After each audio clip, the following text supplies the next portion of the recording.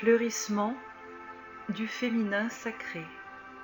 Je vous invite à écouter au préalable l'introduction, la partie 1, la partie 2 et la partie 3 si ce n'est déjà fait. Voici la suite des enseignements du fleurissement du féminin sacré. Message reçu en canalisation le 1er avril 2017. Poursuivons l'évolution du féminin sacré. À 12 ans, s'écoule le fleuve de la vie, ouvrant le passage à la vie naissante du futur enfant, ouvrant le passage au lien entre la chair et la terre. Ce sang rouge, source de féminité, s'écoule et purifie tout acte sacré venant du corps et s'en va nourrir la terre rouge sacrée.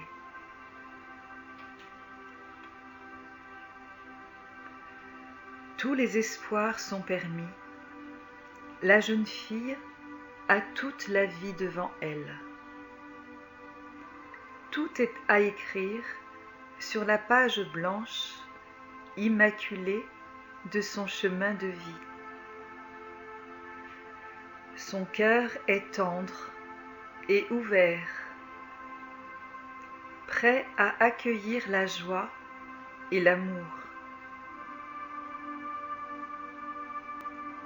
Si à cet âge-là, son corps venait à être profané ou humilié, il en resterait de graves séquelles, là encore anéantissant son pouvoir de femme future, réduisant sa force et sa croissance. Comprenez bien combien est importante chaque étape de la vie d'une femme. Comme une plante, depuis la graine plantée, de l'ensemencement à la floraison, à l'éclosion des fleurs et des fruits. Tout est apprentissage, initiation, enseignement, don et partage.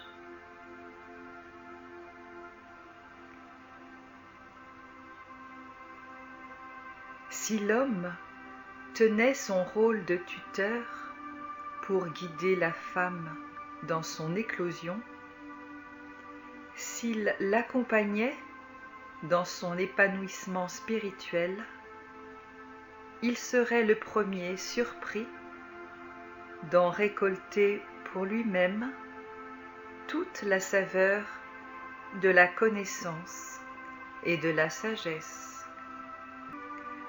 L'inculte ou le fanatique, au contraire, tente de brimer la femme par tout moyen inapproprié, la mutilant dans sa chair et l'empêchant de porter sa voix en écho dans le monde.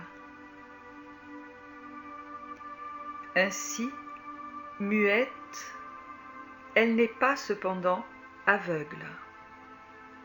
La femme entend et voit.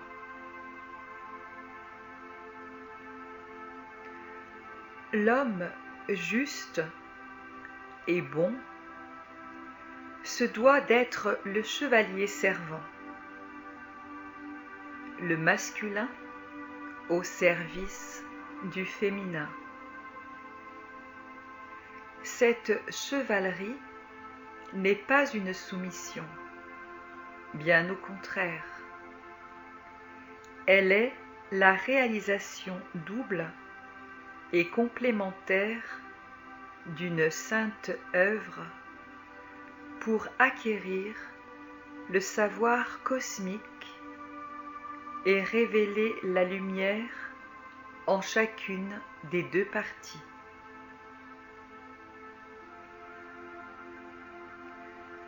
Le masculin au service de la vie.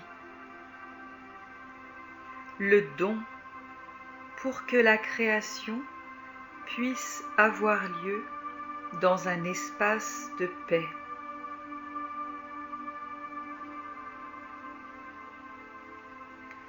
Ainsi soutenue et aimée, la femme grandit, transmet, enseigne. Elle peut engendrer dans la paix des graines, des idées, des actes, des paroles, des enfants. À son tour, elle soutiendra l'enfant, progéniture d'amour. Elle l'enseignera, l'embrassera entre ses bras, lui faisant entendre la cadence de son cœur.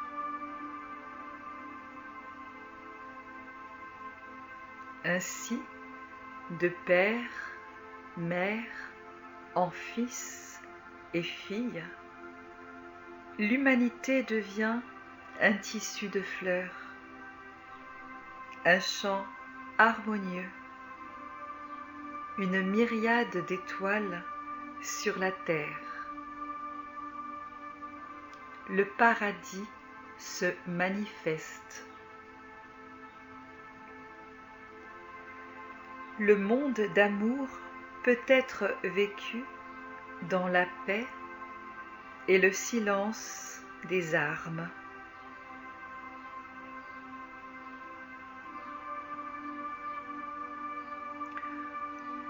Pourquoi le monde est si dévasté en ces temps que vous vivez? Il est le fruit de toutes les incompréhensions des lois cosmiques non reçues dans les cœurs fermés. Il est le résultat de la somme des peurs, engendrant la haine dans le cœur et la bouche des êtres incultes. C'est en attribuant de nouveau la juste place à la femme et en l'homme que l'enfant béni et bien-aimé retrouve son équilibre psychique et spirituel.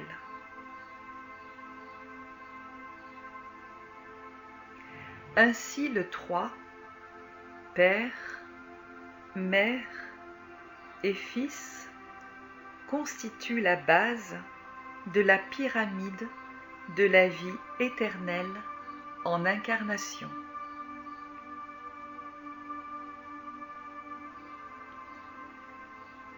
Sans vouloir brosser un tableau trop sombre de votre situation actuelle, nous vous éclairons sur la possibilité que vous avez à transformer chacune de vos vies par la compréhension en vos actes et agissements. Ainsi, au sein de chaque cœur s'opère la transformation. Dans chaque foyer s'opère le changement. Et ainsi de suite, s'étalant comme un filet à la pêche d'une multitude d'autres hommes et femmes.